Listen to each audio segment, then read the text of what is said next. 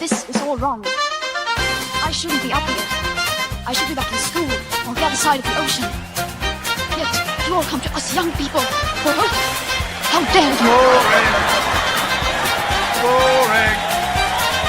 Boring. Boring. You gotta do it. Don't tell us what we're gonna feel.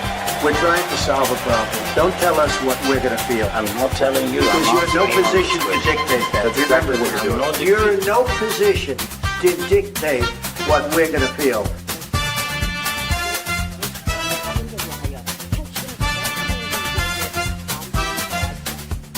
I call again for an immediate ceasefire in Gaza, the return of the sausages, the hostages. That always puts me in a good mood. The return of the sausages. That's Keir Starmer for you. We'll be talking about him today as well here on Lembit Öpik Live with me, Lembit Öpik, on Unprecedented TV. So glad you could join us. Before I go anywhere else, please subscribe by going to Unprecedented TV on YouTube. All you have to do is click one button. Doesn't cost you anything. Please subscribe. The more of you subscribe, the more we can get done. And remember, we're going to be starting some juicy news shows in the very near future, if you're watching this live, including Good Morning USA.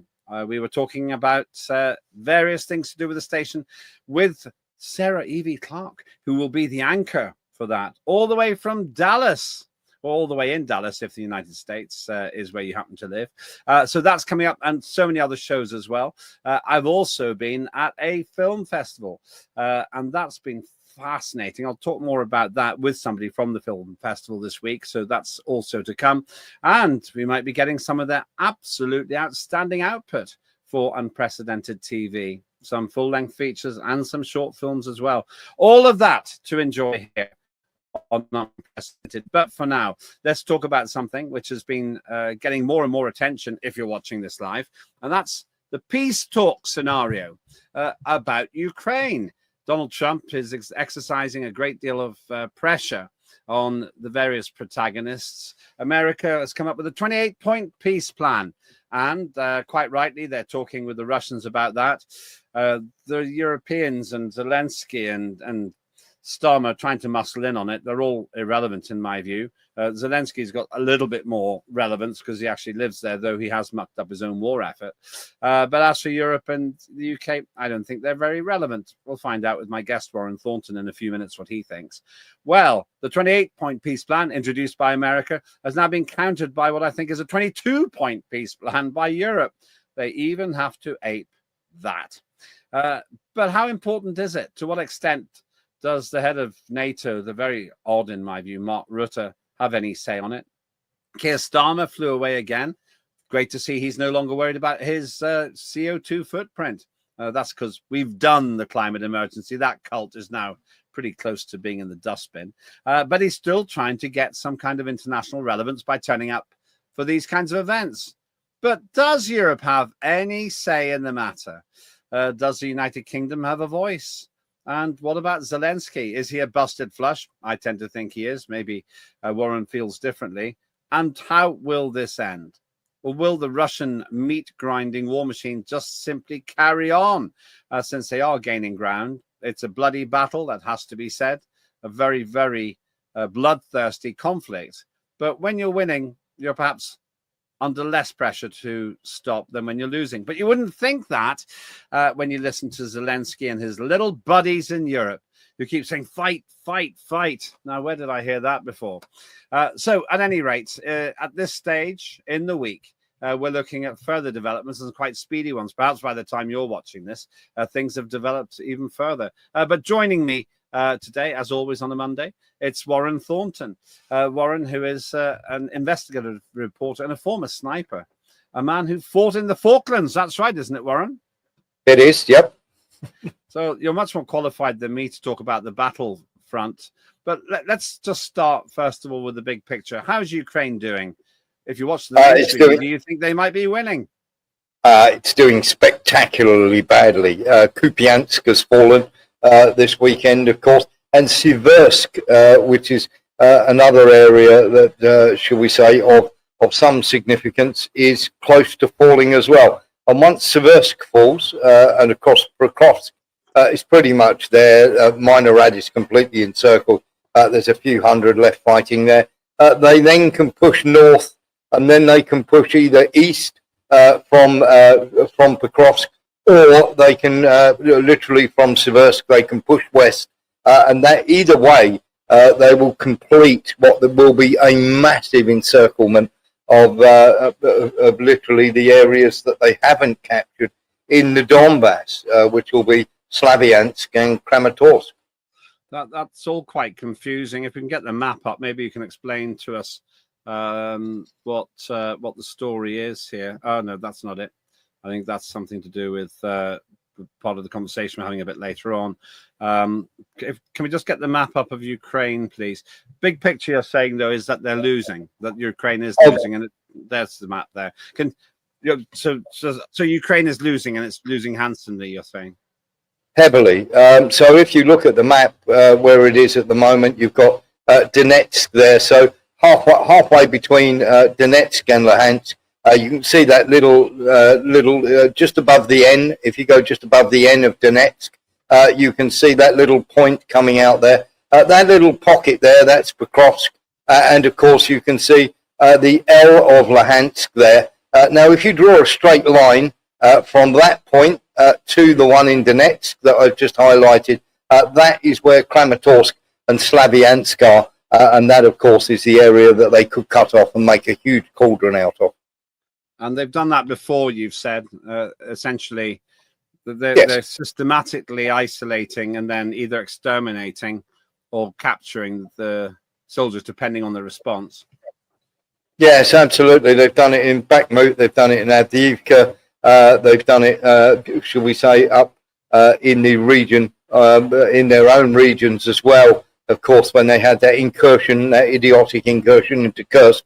And of course, they've done this on many, many occasions. What they do, it's like a cauldron with an open end at one end. So it's like if you can imagine a huge bowl, they make like a bowl shape with one open end. There's only one road in. They get it to the point where there's only one road in and one road out. They don't risk too many Russian troops. They just keep constantly bombarding until either the nerve cracks or the soldiers try and run away. They either try and run away and they get wiped out, or they surrender, or Ukraine try to put more troops in there to relieve the situation, and they get picked off going in. Well, this is the thing, though. I've been hearing fighting talk from Vladimir Zelensky, the failed war leader in Ukraine, who says, well, we have steely resolve. We're like metal, but even metal can corrode and weaken and so forth. It seems like quite empty words from him. We can talk about the details of what's been going on in terms of the peace in a minute. But how do you interpret what Zelensky's been saying to his people? And I should say, I don't want to show it now because later on, if you're watching this live at 11 a.m., you can actually see that the full or most of the text of Zelensky's appeal to his people. But in summary, what did he say? The rhetoric was, that of course we're doing the very best we can, and of course he's trying to deflect away from the corruption and the loss of life and everything else. And of course the people are, shall we say, they're wise to him by now. The mobilizations and everything else where they're forcing people onto the front line, the situation that is happening to the soldiers who are left without food and just left there basically by the regime that are in charge here. Zelensky's in charge of what you might call the lunatics have taken over the asylum. There is nobody in their right mind apart from people who are paid or have a vested interest in keeping Zelensky's regime on track. Anybody that is thinking that this is going to end well for Ukraine, I've a bridge to sell you, I'm afraid, Lembit. That's just ridiculous.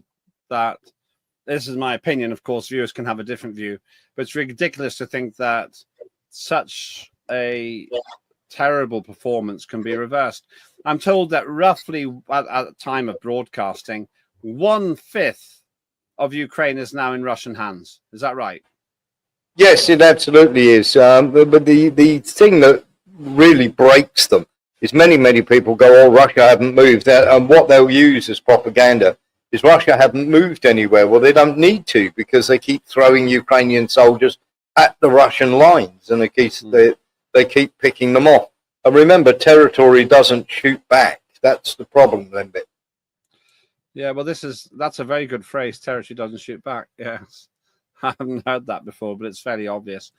So the story so far, from what you've said to us, the Russians are clearly winning. Both sides are taking casualties. Ukrainians more than the Russians. They're gaining land. They've got about a fifth of Ukraine, and Ukraine keep making the same mistake again and again and again. They go into what you call the cauldron. They get trapped. They get killed, or they have to surrender.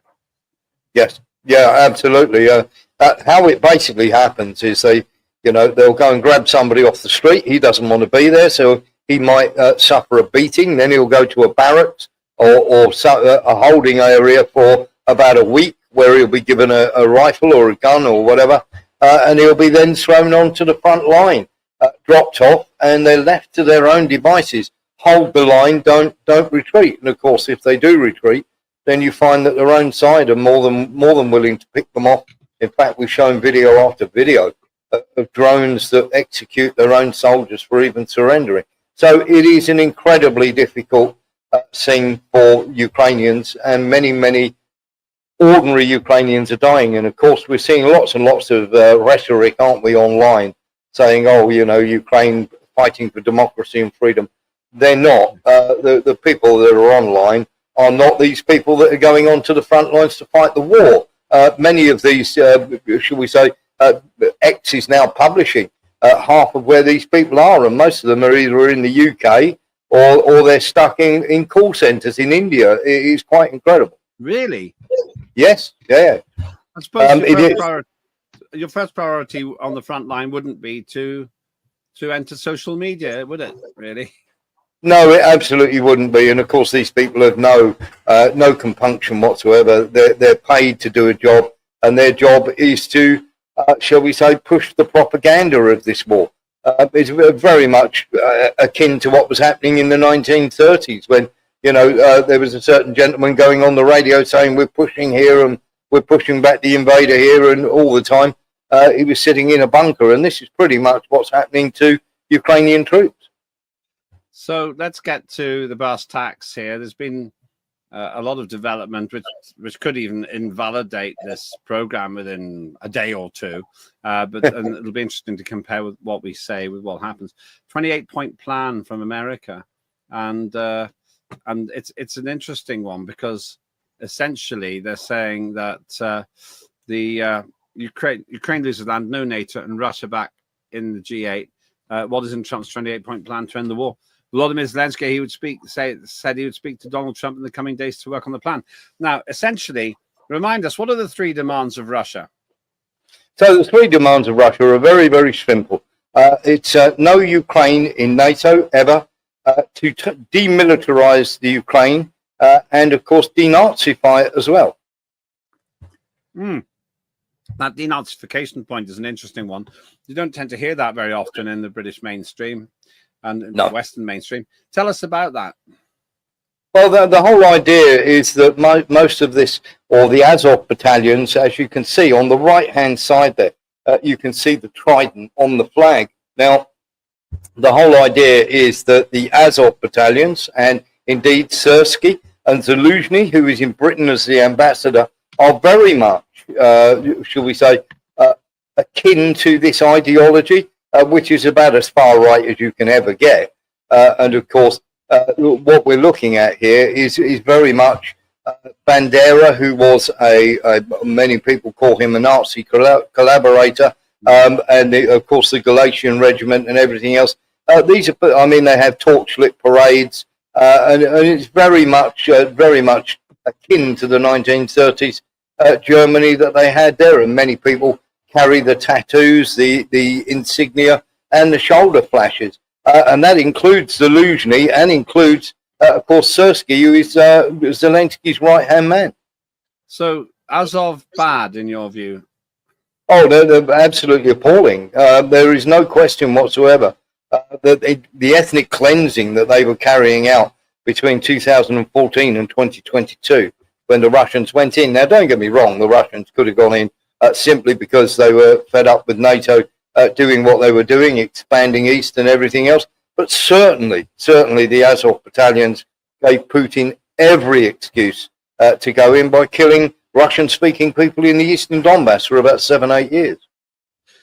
Pretty heavy duty stuff. After the, I need to just go to a break for a minute. But after the break, I want to talk about what this 28-point plan really means. We don't have to go through it point by point, but there's a confusion to me as well. There's a 28-point plan by American, a 22-point plan, wrongly called a 28-point plan, or 24-point, is it? Okay. Yeah. But it's not a 28-point plan. There's some confusion about that by Europe. And the question I'll be asking you is, to what extent does that even have any relevance? You're watching me, Lembit Öpik, here on Unprecedented TV on Lembit Öpik Live with Warren Thornton, investigative journalist, and also very well connected in the military world.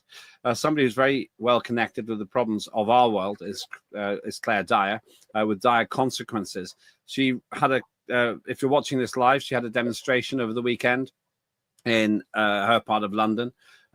And hopefully we'll be able to talk with her about that one day this week on my show too. Claire Dyer finds issues of local concern but national interest, and they could affect you too.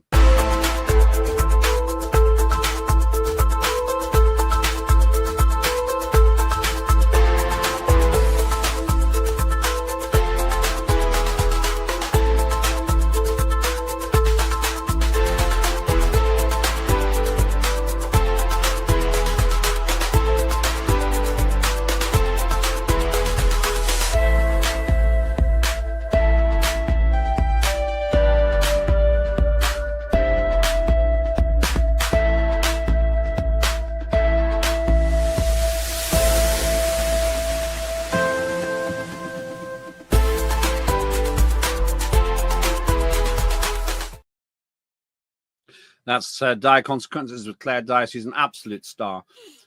She attended an award ceremony with me recently. She's always a pleasure to be with, and she's brave. She takes on things that other people daren't touch. So have a look at Dire Consequences. The archive's there as well. Just if you subscribe to Unprecedented TV at the YouTube site, you'll see the whole lot, show after show of really insightful, high-impact stuff. Let's go back to Warren Thornton. We've been talking about the problems of for Zelensky, and now we've got this potential solution. And some say, "Oh, this is the way forward." And Europe's 28-point counter proposal to U.S.-Russia peace plan for Ukraine. Now that's wrong, isn't it? It's not 28 points by Europe. It's 28 points 24. by 24. Yeah. So we'll come back to that one, because it seems that Europe is once again responding. It's reacting. Didn't do it itself. It's had 3 years to come up with something, and it didn't come up with anything. And so we've got this plan, but then we've got the other one, the larger plan. Well, I would say the more serious one, which is from Donald Trump. And Trump apparently talking with Zelensky at times, and Starmer and other people. Keir Starmer has spoken to Donald Trump and agreed their teams will work together on this. But Trump's basically got his people to come up with a 28-point plan. What's the big picture in that? I've heard that it's quite pro-Russian. Is it? It is in some aspects, but not in others. There's a lot of misdirection going out and about. And I suppose the biggest takeaway from this is, first of all, Kellogg and many others, Lindsey Graham and everything, were completely shut out of this peace plan that was put together. It was put together by Witkoff at Trump's direction, and the whole idea was then to carry this. And just explain who those people are. Yeah, so very, very simply, we have Marco Rubio, who is the Secretary of State, and of course you've got Pete Hegseth, who is the Department of Defense, and Keith Kellogg, who was the ambassador, literally, or should we say, the general put in charge of this peace plan. Now, all three of them were cut out of this process, Lembit. Yeah, I wonder why that was, actually. Document omits some of Washington's pro-Russia points and calls for Kiev's sovereignty to be respected. That's the European response. But we're talking about meetings like this, but there seem to be two parallel processes. There's this bunch from Europe, and there's the other bunch from America. Now, we'll just keep that up on the screen for a minute. Let's understand the American position. I understand that the American 28-point plan does say, yeah, you got to lose some of that land, Zelensky. You got to give up some of that land. You're not going to get it back. It also talks about making the army 600,000, which sounds pretty big to me. 9 times bigger than the British army. But apparently there's a limit there. And then they also talk about no NATO, very Freudian there, no NATO membership. Those are the three requests, aren't they? That doesn't seem to mention denazification. Yeah. So very, very simply, what happened was when the Alaska meeting went on, Trump basically asked Putin if they could be a little flexible if they got the 3 main points that they wanted, which was demilitarization, denazification, and no Ukraine in NATO ever. And then, of course, when Trump went home, he tried to sell it to Zelensky. Zelensky wasn't having a bar of it. Then, of course, he reneged by turning around and saying we need to have an unconditional ceasefire. If we don't have an unconditional ceasefire, then, of course, we can't go anywhere with this. And literally, Putin was sitting there going, what's going on? We're waiting to hear from you on everything that we agreed on. We would agree on those 3. If those 3 points were in there, then we would find some flexibility in getting to a point where we could stop this war. Of course, Trump went back on that. So, of course, Russia pressed on. And, of course, as it got worse and worse and worse, finally they've gone back to this and they've put together this hot pot of 28 points, which does include the 3 main points for Russia. And, of course, Ukraine are up in arms. And, of course, Europe are completely devoid of any reality here. And, of course, the very first peace plan they tried to scupper, and they're trying to do the same thing here. And, of course, Rubio doesn't want this peace plan as much as he might say he does. Neither does Kellogg, because they want a ceasefire in Ukraine, and they want an unconditional ceasefire at that. It's not going to happen. Now, Trump's been putting the pressure on to Zelensky, saying take this or it's going to get worse. US tells NATO, if Zelensky doesn't sign peace deal, Ukraine will face worse in the future. US Army Secretary briefs ambassadors at nightmare meeting in Kiev after to the Ukrainian leader. It does seem to me that Trump has lost patience. A lot of people say that he would lose patience, and he's lost patience now. And he clearly, in my view, clearly doesn't respect Zelensky. It doesn't. Nothing suggests to me that. Yeah, Zelensky and Trump he's got nowhere to go, Lembit. Okay, what do you mean by nowhere to go? No, I mean he's got nowhere to go. And let's be honest here. Well, we've got. First of all, we've got Trump, who's tried everything he can to get the Russians to agree to things that the Russians don't want to agree to. There are no cards to play there. And Zelensky, on one hand, Trump doesn't have any cards with the Russians, and Zelensky doesn't have any cards with the Americans. So at the end of the day, you've got Europe turning around, and of course they turned up at the White House, didn't they, after the last meeting, to try and talk Trump into a different point of view. They're going to try it this time, and already they've had a meeting where literally the Americans have gone, you're not living in the real world, you need to get real here, otherwise the situation, as America quite rightly stated, is going to get worse and worse and worse. And let me just put this to you. We know somebody who's very close to Dmitry Peskov, who is who is Putin's spokesman, Lembit, and Putin is more of a mind to let this play out on the battlefield. Because he can win. Yes. Why wouldn't you? This lot in the picture don't seem to think so. There are the super mediocre politicians by and large from Europe, and you've got them just sitting around a table again, looking useless. And maybe that's an overly pejorative point, but nothing that the European Union and UK have done seems to have made a blind bit of difference. Nor will it, Lembit. That's nor will it. It won't make a blind bit of difference what they say and what they come out with, because their demands are so ridiculous. When you are the loser in a war, you don't get to dictate the terms. It's as simple as that. The winner makes the rules. I can't see why they don't understand that, because everything in my life experience tells me that if you're actually losing a war, you don't set the terms, you take the terms. But Zelensky seems to be in this delusional world, perhaps because of his terrible lack of experience in serious politics. Let's remember, he's a clown. He's a professional clown. That was his job, comedian. That he just doesn't get that if you're retreating all the time, then you're not going to be able to tell the others, oh, you can stop winning on the following terms. I mean, that's essentially what you'd have to say. Yeah, exactly that. But in some ways as well, even though the realism of this, remember that Zelensky is not being told the truth, and Trump is not being told the truth. So Zelensky's not being told the truth by the people who are close to him, people like Sersky and commanders on the battlefield are not telling Zelensky the truth.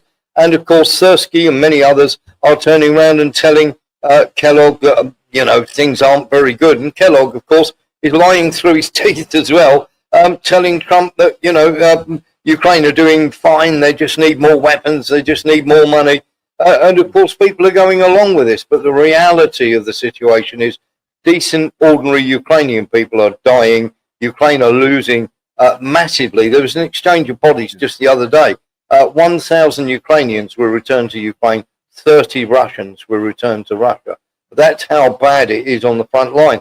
But of course, everybody's being told a different thing, and Zelensky has nowhere to go. I mean, he's being told over and over again how bad he's being told it's bad by other people. And of course, he's not believing it because his own guys on the ground are telling him something completely different, Lembit. It's just a ridiculous situation.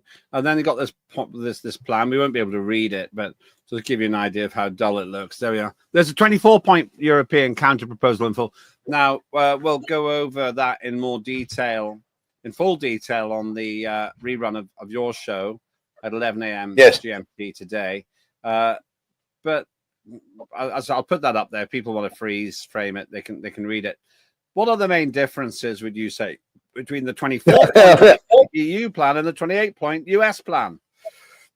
Well, there's no talk whatsoever about, but there is talk about NATO. They should be able to determine their own right whether they want to go into NATO or not. There is no talk about demilitarization, and in fact, Farage has come out and said that Ukraine shouldn't be limited to 600,000 troops. And there, of course, when they turn around, there's no word whatsoever about any denazification whatsoever.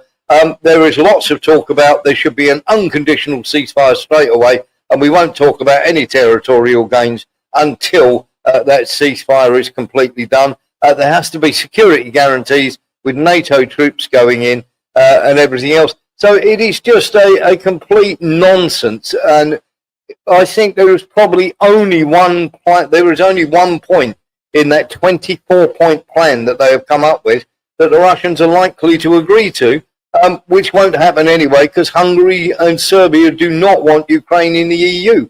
All the rest is a non-starter, Lembit. What I'm concerned. Did you say Farage said this? Yes. Yep.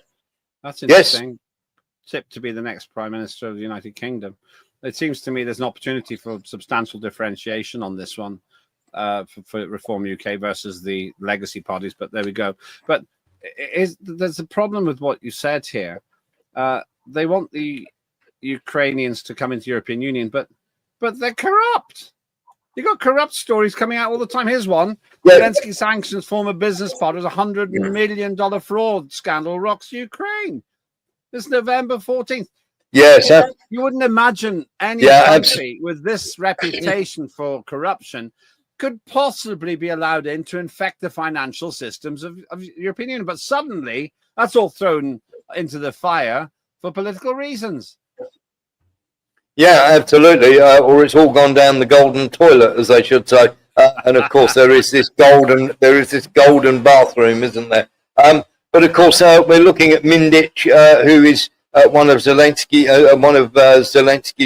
money men, shall we say, helping invest money for Zelensky. Rustem Umerov, the defense minister, he is implicated. There is going to be a warrant for his arrest, of course, and many of these people have fled. Mindich is actually in Israel, and of course many others have fled the country.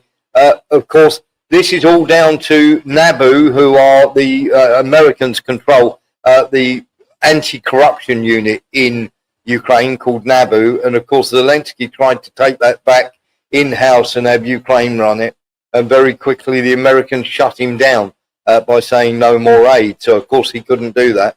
And the upshot of this is they're starting to ask where all this money has gone. But at the end of the day, Lembit, America always knew where the money had gone. Europe always knew that there was mass corruption going on. It's just now that they're losing the war. Suddenly they're starting, America, because Zelensky won't admit to this peace process, they're going to throw him under the bus.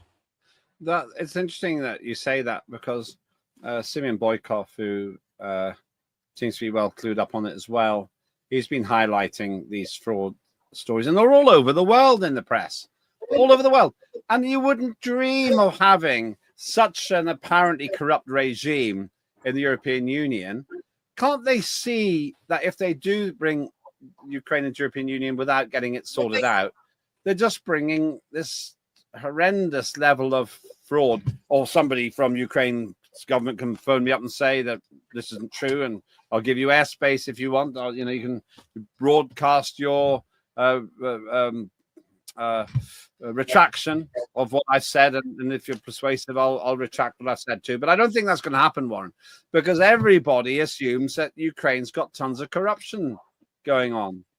And if they do bring up clear evidence it's not happening, then I'll admit it. But I don't mean anyone who thinks Ukraine's uncorrupt.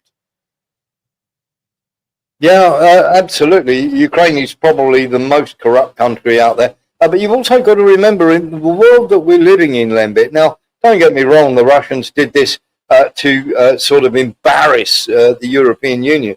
But they brought up at the UN a vote to say that we shouldn't glorify, the should we say, the right-wing, neo-Nazi or neo-Nazi or ultra-nationalist. We shouldn't glorify this sort of thing. And they did it just to embarrass Ukraine. Because they know that the whole of their shall we say, military is infested with this ideology, and almost every single European country voted against the glorification of Nazism in Ukraine at the UN. Hang on, they voted against or against the motion to stop it? They voted against. It's very important we get this right. So, yep. So Russia proposed that they stop having Nazi influences in Ukraine. And what did the European countries do? Said, yes, that needs to stop, or no, we're voting against that, and they can carry on. No, they voted against it. It seems now that they're our friends. But back in 2022, there was the BBC and everybody was full of, we've got these right-wing neo-Nazis, we've got to get rid of them. They should, they are infecting Ukraine. Soon as the war started, couldn't do enough for them. And of course, the vote in the UN turned around and literally said, no, we're not interested in stopping this movement. Let it carry on. It's crazy stuff. And meanwhile, so just in terms of the 24-point plan, 28-point plan, is either plan going to get anywhere, do you think, Warren? The US plan, the 8-point plan?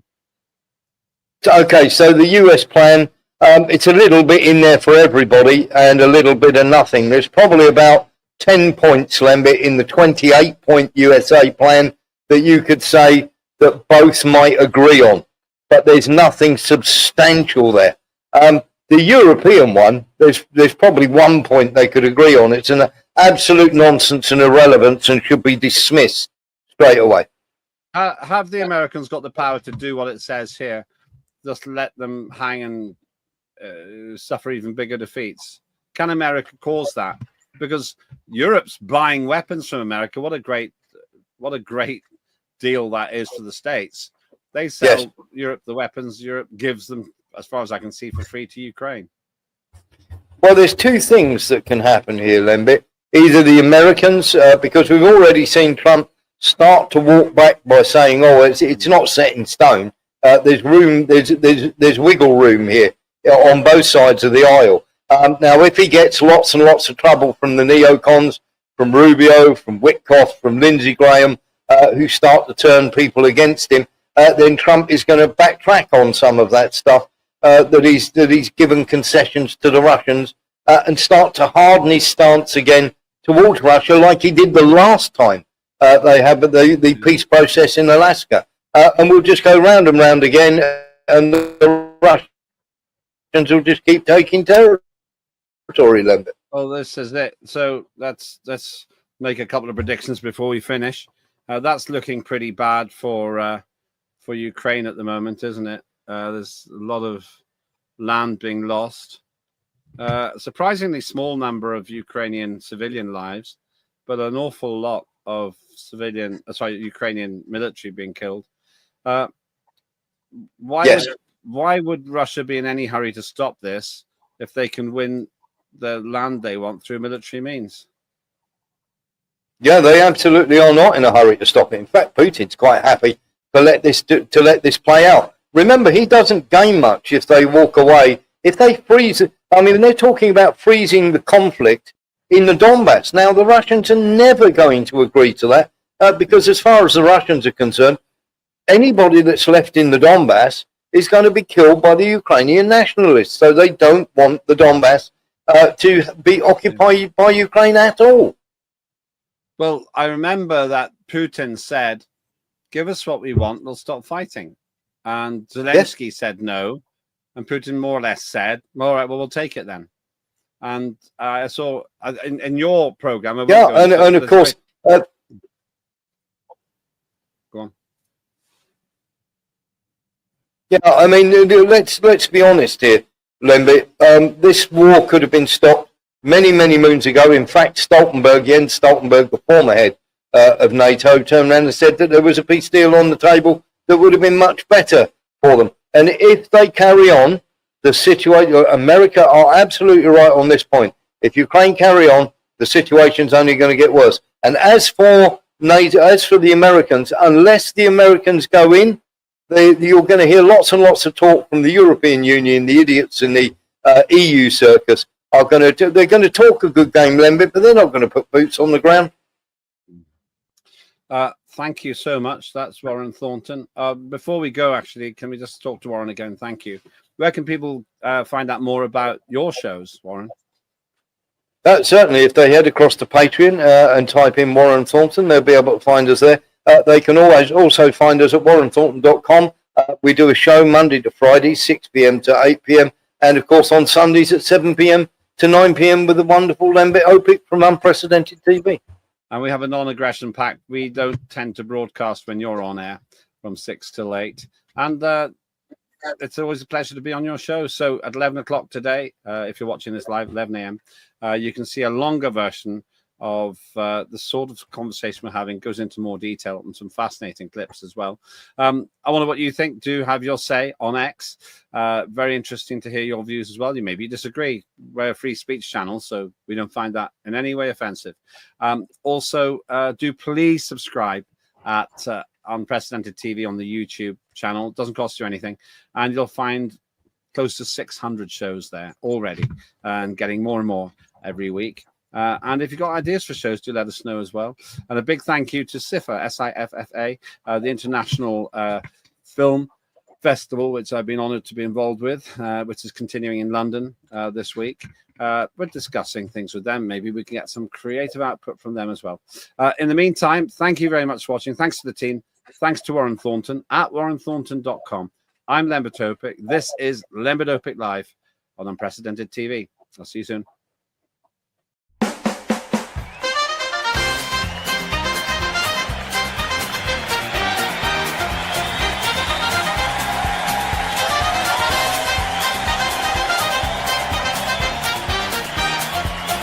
Immediate ceasefire in Gaza. The return of the sausages.